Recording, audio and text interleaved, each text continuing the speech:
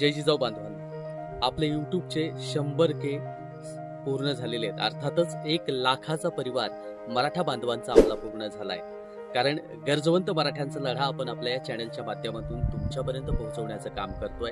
शेताच्या बांधावरच्या शेतकऱ्याला सुद्धा लढा पाहता यावा, संघर्ष योद्धे मनोज जरांगे पाटील कुठं आहेत हे पाहण्यासाठी आपण आपल्या चॅनलवरती लाईव्ह फुटेज आपल्याला दाखवण्याचं काम करत असतो. शेतकऱ्याचा मुलाचा लढा आपल्यापर्यंत पोहोचवण्याचं काम आपण आपल्या या उदय न्यूज यूट्यूब चॅनलच्या माध्यमातून करतोय.